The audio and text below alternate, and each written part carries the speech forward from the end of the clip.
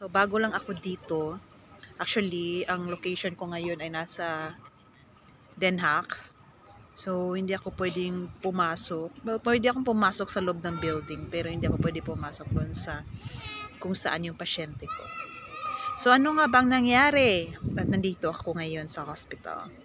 Ang pangalan pala ng hospital, guys, is Haka Second House or Haga Hospital in English.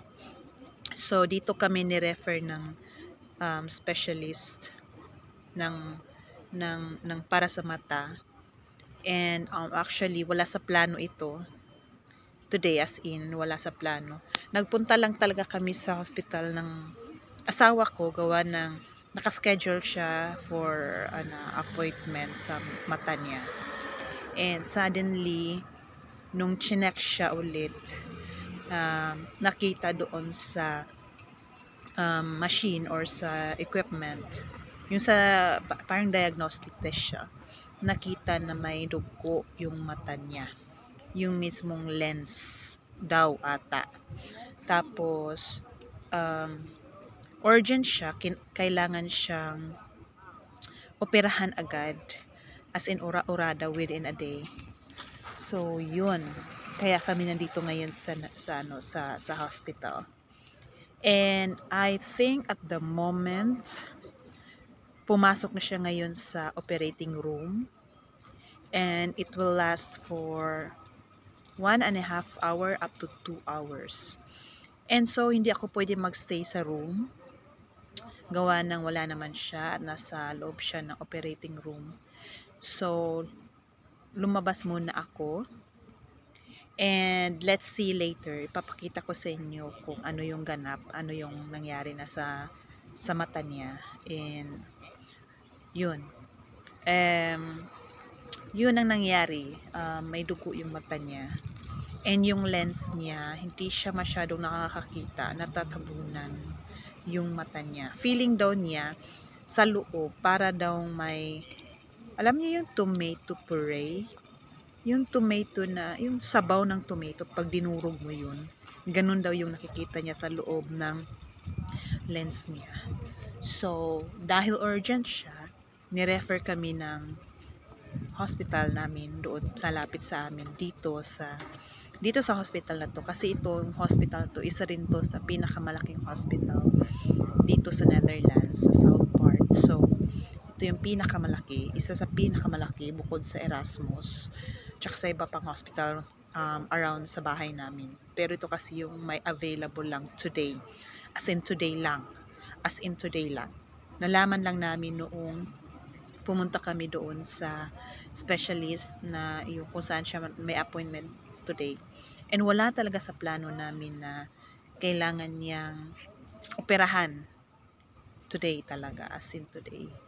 So, ayun yung nangyari kung bakit kami umabot dito sa hospital na ito. Wala talaga sa plano, as in. Kumbaga, wala lang. On the spot lang talaga siya. In fairness, maganda ako dito. Charot. Oo. Siguro nagtatanong yung mga tao, na-hospital na nga yung asawa, nakangiti pa rin. Yes. Kailangan nating ngumiti kasi mahirap naman kung malungkot na nga siya, lulungkutin pa ba natin, di ba? Isa pa, hindi reason ang magpakalungkot-lungkutan dito. Kasi number one, pag may ma-hospital dito, hindi ka naman mamumroblema dito kasi kahit isang buwan ka pa dito, kahit isang taong ka pa dito, bayad ang hospital, bayad yung operation, bayad lahat. So ano pang poproblemahin mo? Mamroblema ka pa, wala ka naman dapat problemahin, bayad naman lahat. Bayad lahat ng insurance. So walang dapat katakutan, walang dapat ipag-alala. So, ganun yung isa sa pinakamagandang sistema dito sa Netherlands kasi lahat ng tao naka-insurance. So, pag may maramdaman kang sakit sa katawan mo, dediretso ka lang ng hospital, alalayan ka nila agad, i-entertain ka nila agad, i-guide ka nila agad. Bakit? Kasi bayad na. Bayad ka na.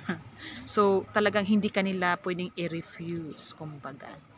Even yung mga referral nila, hindi mahirap kasi ina-arrange na siya. Halimbawa, galing ka sa hospital na malapit kung saan ka nakatira. Tapos, kailangan mong pumunta ng ibang hospital sa ibang town. Yung mismong hospital talaga na malapit sa iyo, yun na yung mag-arrange lahat. Taxi, hospital, sila lahat ang mag-arrange nun. Ang gagawin mo na lang is mag-antay at sundin yung mga instructions nila kung ano yung mga kakasunod na instructions.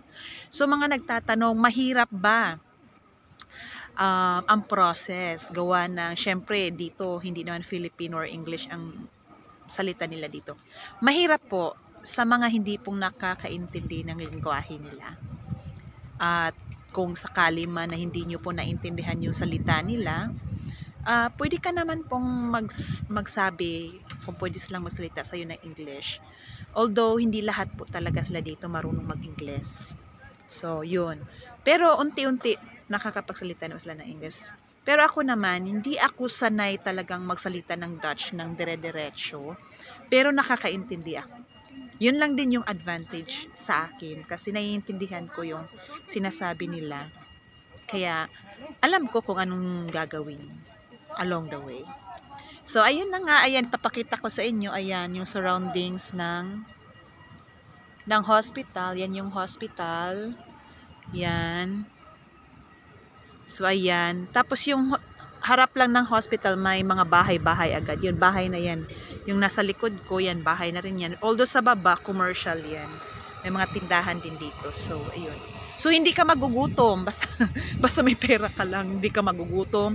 Pupunta ka ng hospital, hindi ka yung talagang sobrang problema ang mararanasan mo katulad sa atin sa Pilipinas. Syempre, aminado naman tayo, hindi naman lahat ng tao may pera at may insurance at yun. Pero dito kasi tinutulungan ka ng government para i-arrange yung mga bagay-bagay, yung mga kailangan i-arrange dito sa Netherlands. So, kahit wala kang idea, lumapit ka lang sa City Hall nyo, i-guide ka nila kung ano yung mga kailangan mong i-process, kailangan mong asikasuhin. And sila na yung mag-guide sa iyo. O wala ka na dapat asikasuhin or wala ka na dapat alalahanin. Kasi very helpful naman talaga lahat ng hindi lahat but mostly sa mga Dutch, very helpful. So yun. So ayun lang, gusto ko lang ipakita sa inyo kung anong nangyayari for today. Okay? So you see you later. Ipapakita ko sa inyo after ng operation niya since after 2 hours pa. Okay, see you. Bye!